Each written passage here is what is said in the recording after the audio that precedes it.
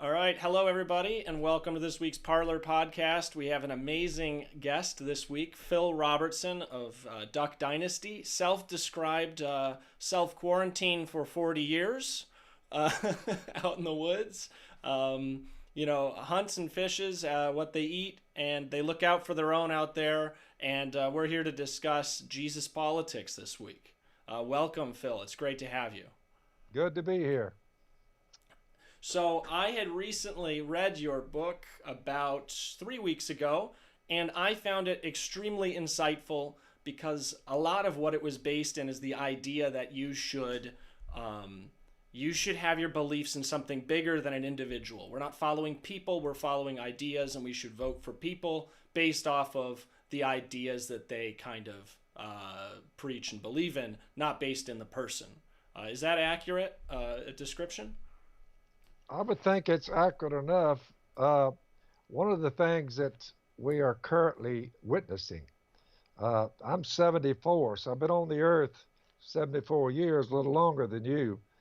But about I was a sophomore in high school. They they didn't allow prayer in school, and they no Bible instruction in school, and from the little kids, the grade school, junior high, high school, and then on into the institutions of higher learning. God and the even bringing up His name or anything He said. I've got a Bible here in my lap. It's a pretty thick book. You say none of that is allowed in the American education system. John, I look up after 60 years of no God. What do you think?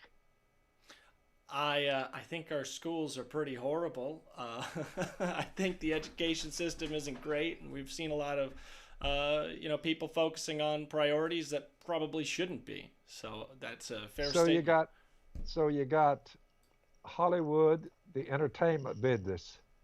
Uh, God's not mentioned that much in a good light. Mm-mm. The education system, the news media. You say no God, no God, no God. Then politicians. So I found myself saying to my one of my sons, I said, "You guys know I don't have a cell phone, Mm-hmm. and I've never turned on a computer." Mm-hmm. I said, "But I have a request. Get me on the thing." They said, "What thing?" I said, "Whatever thing that y'all are carrying around and looking at all the time. Mm-hmm. Get me on that." I think it's a vehicle. From what I hear, Mm-hmm. there's a lot of funky stuff coming across out of that thing. Mm-hmm. I said, "Why don't we try to just put a little good into that and give people the choice Mm-hmm. to say, I wonder where in the world peace of mind went, Yeah. because I see people get in the streets and they're rioting, they're burning, they're looting. This book in my lap says, "From one man God made every nation of men." From Adam, Eve, one man, He made every nation. So He determined the time set for them, the exact places they should live. He did it so that men might reach out and seek Him and perhaps find Him, Mm-hmm. though He's not far from each one of us. Well, look at what they've done to one race, the human race on Mm-hmm. planet Earth. Color means nothing to God. Mm-hmm. All human beings. Just look at what they've done to that, John, and Mm-hmm. look at the friction that it's caused. What color? The other day, the Census Bureau came by and they were at my gate. They couldn't get in, video surveillance and all that. The woman said, "Who lives behind that gate?" And I said, "That'd be me. I've got myself and my woman, Miss K." And I said, "There's a couple that lives right next to us. That's it." And she said, "Okay." She said, "Can I write down your, can I, can I describe you as white on here?" Mm-hmm. I said, "Can you describe me as white?" I Mm-hmm. said, "Whatever you think." Yeah. Well, I think your message and the message that you said is we're all people. I mean, that's the whole point. Who cares? Why are we describing people this way? It's divisive. It's a man-made concept. It's obviously not a concept that, has come from your book, right? It's come from the Bible. It's not. I don't know what department in salt water, if that's where we came from. I don't know what department said, I'll tell you what, let's do while we're at it, and we're making human beings and elephants and cottonmouth moccasins and alligators and birds that fly. While we're making these and the trees and all that, while we're making it all, let's make the human race where they're about three different colors. Mm-hmm. What department in saltwater dreamed that up? Yeah. Well, and I think it's really just a divisive tactic. And one of the things that I really liked that you had mentioned in your book is about how you believe in society and helping everybody, not because you're going to get paid, not because not for any reason other than just helping everybody else get a leg up, right? And that was the Old Red's truck was what you had talked about. And I like that message a lot because it's a message of self-reliance and helping out your community. That's right. So, you'll know the truth, and the truth will set you free. You're like, well, I have my truth, you have your truth, they have their truth. Jesus said, you'll know the truth will set you free. Well, the first question would be, set me free from what? He said, I'll set you free from Satan. If a human being cannot look around and at people and know there is good and there is evil, Mm-hmm. if you can't see that there's a difference in good and evil, I don't know what to tell you. Yeah. I mean, give me a break. I know Mm-hmm. what's good and what's evil. So, solid food is for the mature who have trained themselves to distinguish good from evil. Well, this is the food he was referring to. You say the scriptures. So when you look at it logically, you're like, let's see, set me free from Satan, set me free from sin. Every rotten, look, I used to get high, get laid, get drunk, run my mouth, fight. I've been in gunfights. You're like, you were a heathen, Mm-hmm. a heathen.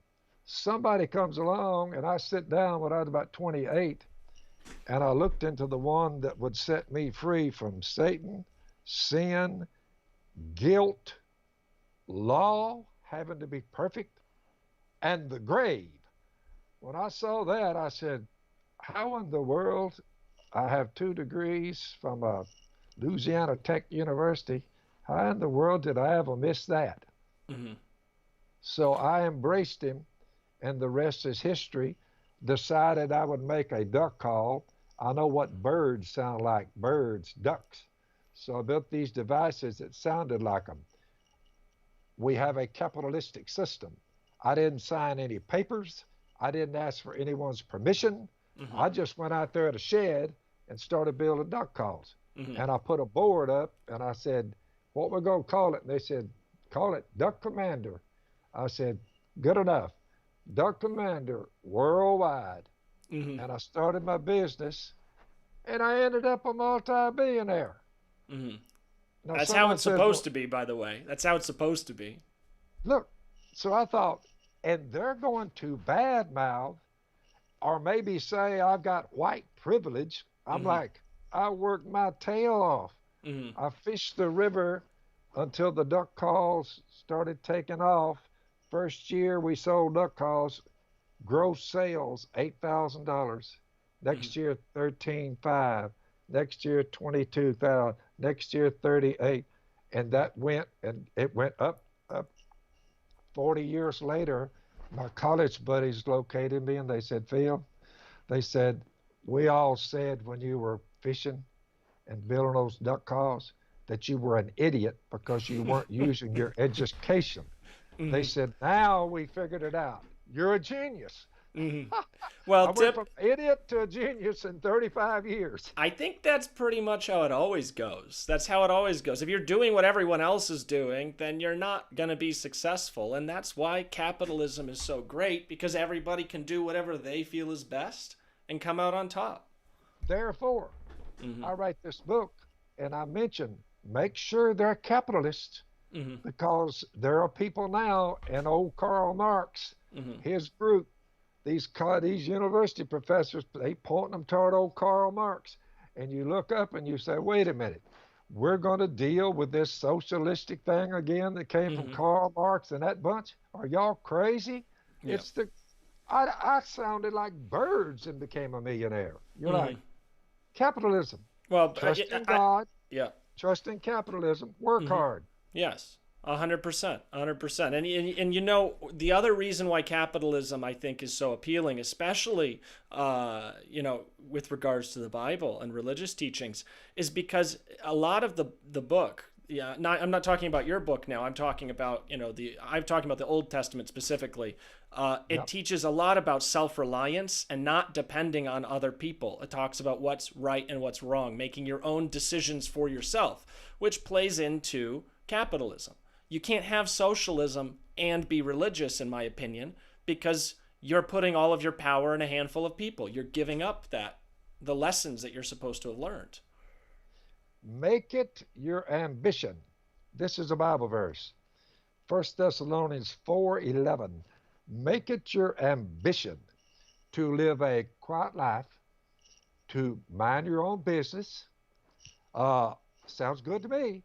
Mm-hmm. Quiet life, mind your own business, work hard with your hands so that your daily life will win the respect of outsiders so that you won't have to be dependent on anybody.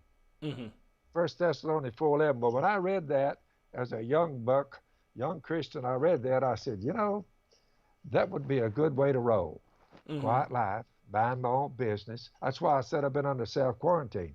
I just looked at the whole thing and I drew back. Mm-hmm. But even from here, I started to wear my suit today, but it occurred to me, John, I don't own a suit. I never bought one. I never bought one. Someone says, you don't own a suit? I said, never got around to getting one. Mm-hmm. I just didn't see a situation where I would need one. Mm-hmm. Well, it's not really helpful when you're hunting ducks or fishing. It's kind of gets in the way. Tell me Uh, about it. Tie a piece of cloth around your neck and you're half strangled. And I said, who dreamed that up? yeah, I had to buy a bunch of suits and do the whole DC tour thing when I started the Ooh, company. And since COVID, I've been, you know, I haven't, you know, I'm not really worried about it myself because I'm very low risk. But I've used this as an opportunity to, as you said, self quarantine for 40 years. In my case, it's been 8 months so that I don't have to ever wear one again. I never got around to the mask stage. Hmm. Some woman asked me somewhere when I was up there on Sunday morning, she said, are you going to wear a mask? And I put the old headband, I just pulled my headband down across my nose. I said, oh, I got one here. But I've never gone the mask route. Look, people are coming, John, from all over the United States. Every week, I go up there to town. I've got to give a Bible lesson in Hmm. America. I sit at a table, so I'm not talking down to them. Hmm. We don't have a pulpit where you stand up over them. Hmm. I did that because I didn't want them to think I'm talking down to them. I Yes. wanted them to know that I'm with them. Hmm. So I'm sitting there, and you say, uh, they come from, we're from Alabama, we're from Michigan, we're from Canada, we're from New Jersey. Last couple of weeks, there's a couple of women, they said, I said, where are y'all from? And they said, New York City. I said, why did you come here? They said, Mr. Robertson, we want you to baptize us. Hmm. We want you to baptize us. We want you to baptize. So look, they just keep coming. And I'm telling them, the truth is, Jesus died on a cross 2,000 years ago. He didn't stay but 33 years. He died on a cross. Your sin problem is solved. They put him in a tomb. 3 days later, resurrected. You're like, wait a minute. Resurrected from the dead. John, if that doesn't get us out of here, Hmm. we're not getting out of here. In other words, I'm waiting on someone to give me a better story that will remove every rotten, filthy thing I've ever done and raise me from the dead. I'm Hmm. like, well, good night.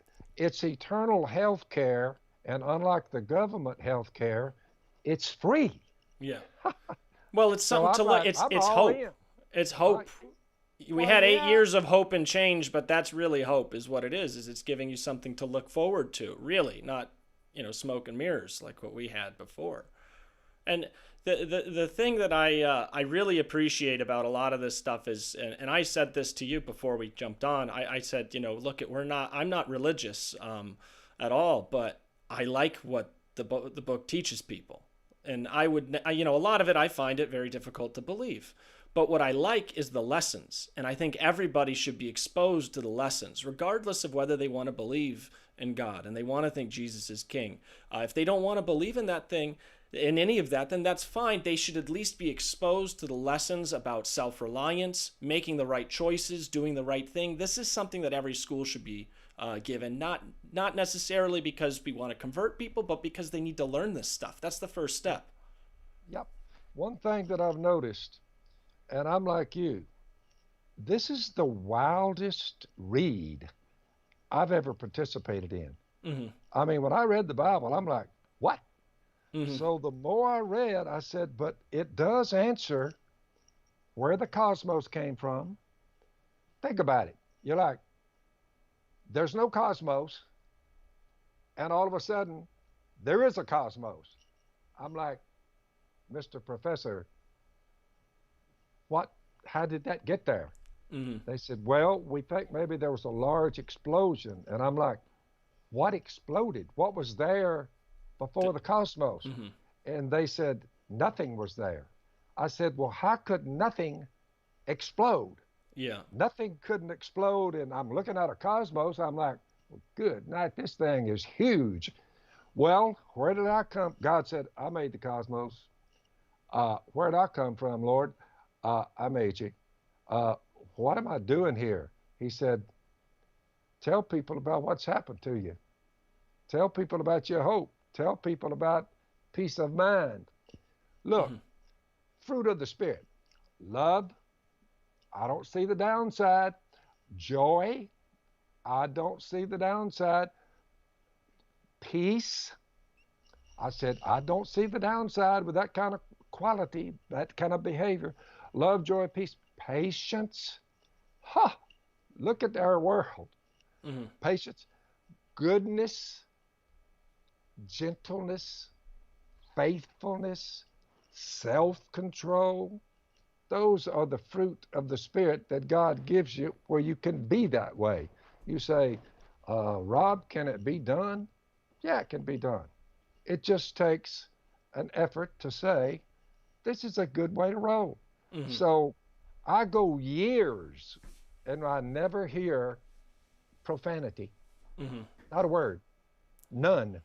You're like, You definitely haven't I picked up used a to phone. cuss.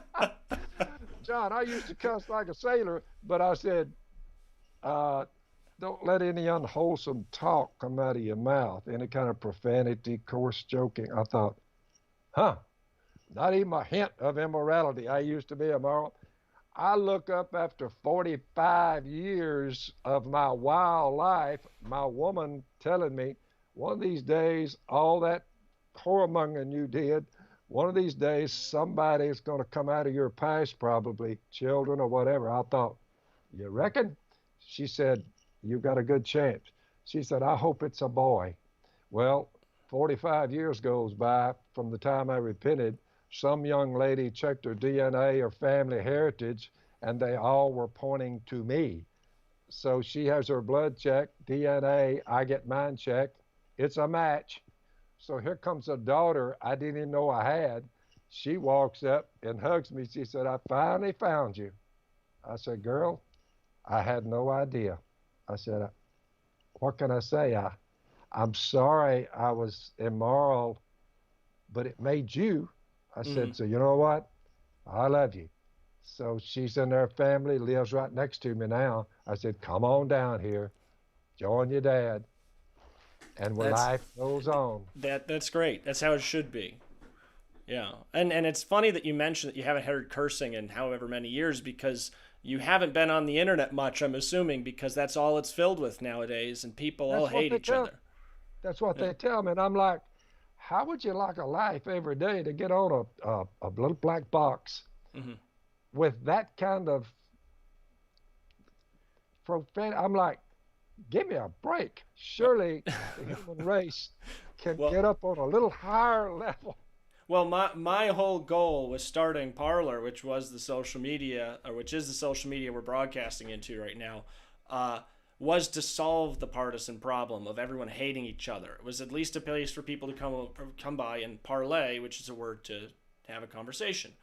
Uh, because in your book you had mentioned that Facebook had censored you repeatedly, and the time that I Plucking, thought, plucking a duck. yeah, it was organic meat tutorials.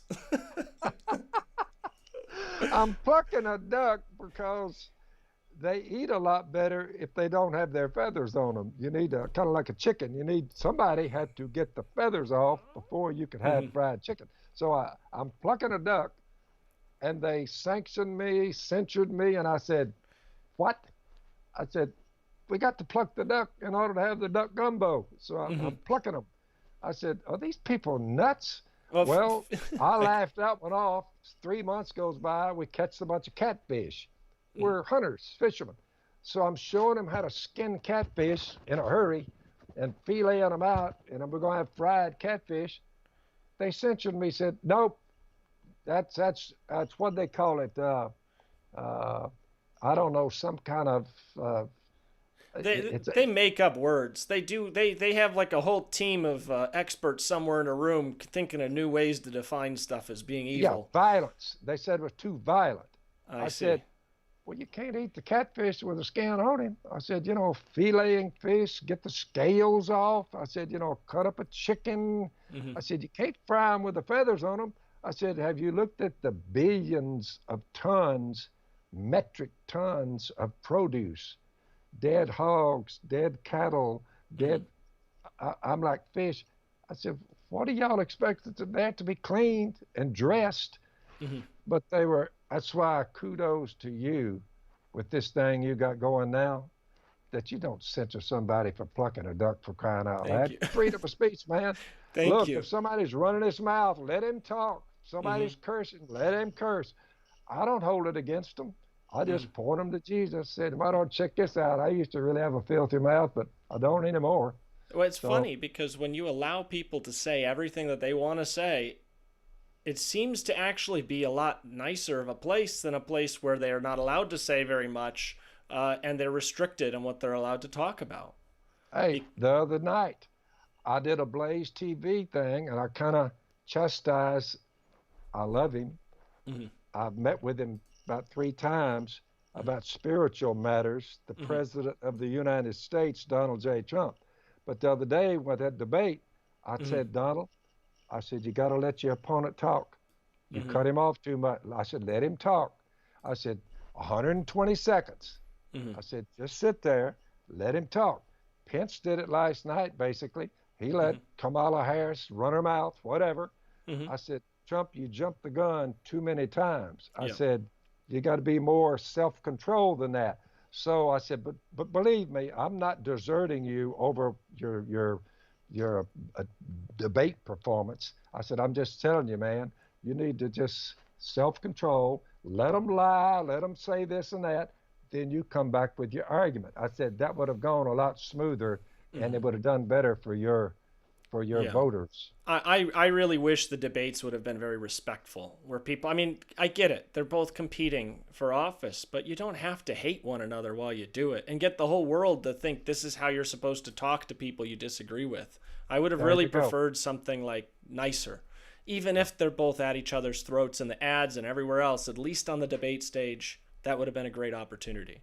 Yep. I shared the gospel with Donald Trump when he was running, and I think it took I was leaving. He said, "Let me have that piece of paper you had." So he took the piece of paper that I jotted it down that Jesus died for him, was buried, raised from the dead. So I gave him that. Afterwards, I talked to him on the phone, spiritual matters. After that, more spiritual. I met him again, more spiritual talk. So every time I've been with him, I'm pointing him to Jesus. John, I call him, he's a guy who is caustically brilliant, Hmm. keen mind. His acumen is like, that dude is sharp as a tack. He's a go getter. His personality, he's a little caustic, upfront, belligerent. Hmm. You know what I'm saying? Yeah. But his policies, everything that dude said he was going to do, he did it. Hmm. So I've looked at him and I said, you know what? If he killed children in their womb, if he was for that, I wouldn't vote for him. I said, Hmm. I don't vote for people who kill their children. I don't do that. But he's pro life. He's pro God. He's done more for Christianity than any president I know of. Hmm. Other day I heard him say when he came back from the coronavirus, thank God. I thought, now that's what a man ought to say. Hmm. Thank God. I'm over this thing. Yeah. Well, he said the right words for a guy like me. Yes. Ultimately, our hands are in something bigger than ourselves. I mean, doctors can do so much, but at the end of the day, when you start talking about raising dead men from the ground, it's a wild story. But how in the world do these guys that wrote this? Hmm. How did they dream that all up? I mean, Yes. Well, yeah, well, I don't know how they did it so many years ago because it was a lot of their lessons are very spot on. Actually, the only places that I found in the Old Testament that I thought that I was so nervous about that I was like, I don't know if this is still true. Only thing was the dietary restrictions, really. yeah, yeah, Because I think now we've been able to figure out why, you can't eat certain things, yep, for health reasons. But back then it was certainly true. One yep. thing that you had mentioned was with healthcare. Um, Government mandated healthcare, for example, being something like socialism. In your book, you told a story about how you guys didn't have healthcare for how many years, Oh, and 50 years, yeah, none. and even when you did have something, that you needed to go to the doctor about a broken arm or something, it took you guys a while to even go do it just because of the cost. Yeah, but we just go up there. When I was a boy, I noticed that when I was a boy, you say, did you ever take any pharmaceuticals of any kind until you got into college and afterward? Not any. The only thing they did once a year, like you're a bunch of dogs, they wormed you. They gave you Mm. worm tablets or pinworms. So we did take worm medicine to kill the pinworms. Other than that, we travel barefooted. If we got cut or something, we'd go to a little clinic and they'd sew us up. If mama couldn't patch it up, they'd sew us up. And I remember my mother saying to the doctor, how much I owe you, Dr. Pardue? And he said, about $1. And Hmm. she'd give him $1. We'd walk out of the clinic, go on back out to the woods. Yeah. So we just didn't, no one I knew had a doctor they visited, Hmm. hardly ever. Hmm. By the way, when the polio thing came through, when I was a boy, the dreaded disease was not cancer, it was polio. And it shriveled their legs up and they'd be in iron lungs. They did some research on it and they noticed that the people who fell victim to that, a lot of young people, they were all city dwellers. Hmm. City dwellers. The kids out in the country that had wars with cow mess Hmm. and went barefooted all the time. Hmm. You're like, they never caught it. Hmm. They had built up a natural immunity to it. Yes. I thought, well, what do you know? So if you notice the coronavirus, who did it hit the hardest? Hmm. City dwellers. City dwellers. Yes. And that's probably for a number of It's all about reasons. that immune system. And I think the immune system had a lot to do with it because actually the percentages, even relative to population, were very high there too. And what's interesting is the construction community. I was in Home Depot today. I had to rent a jackhammer. I'm going to go dig up some concrete a little bit later today. And I noticed none of the construction workers don't really do the mask thing. They don't really participate in a lot of this stuff. and they didn't. I don't really hear of too many, illnesses or fatalities in that demographic group, but they're exposed to everything all the time. They have probably the toughest immune systems out of anybody, in my Yep. opinion. But we are running You out sh- of time. I want to make sure I give you an opportunity to say anything else that you want to say. I don't want to hold you too long. Um, I don't have a whole lot more to say. The bottom line is, I fear God. I do what He says. We live a self-controlled, disciplined life, but we're so used to it. We reach out to anybody, neighbors. Love always protects. Listen to this. Here's a little. Here's a little saying. This is 1 Corinthians 13. Check this out, John. Uh, Love is patient. Love is kind. It does not envy.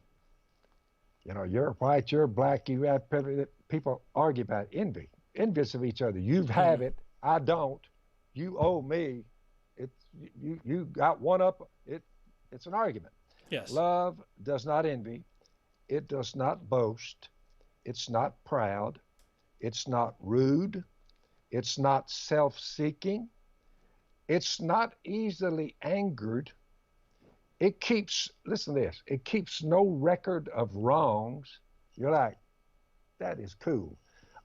Love does not delight in evil, but rejoices with the truth. Love always protects, always hopes, always perseveres. Love never fails. What we need in America, Hmm. we've just, for a lot of different reasons, have lost our ability to just love one another, Hmm. forgive. Look, they came to Jesus and they said, Lord, how many times should we forgive somebody? 7? Now, in America, 7's a lot. Hmm. We don't even give 3 strikes. You're pretty well, if you get 3. Look, they look at guys who made mistakes in their past and they have a statue and they say, because of that mistake, bring the statue down. Just, Hmm. we don't want, rid the earth. I'm like, give me a break.